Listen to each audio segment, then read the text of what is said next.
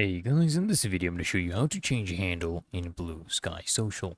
Now it's really easy and simple guys. First things first, of course, you'll log into your Bluesky account, okay? And then what you want to do guys is, look, if you go to profile right here and then you try to change your handle, it's not possible. Here you can only set your display name and change that. You cannot change your handle here. You want to click on settings, okay? Then click on account right here and then click on handle. Now here's when you change your new handle.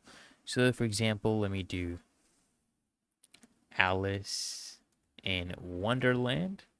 All right, this will be our new handle. All I need to do is click save, and then they'll ask us to verify whether we want to change your handle, whether we want to confirm this.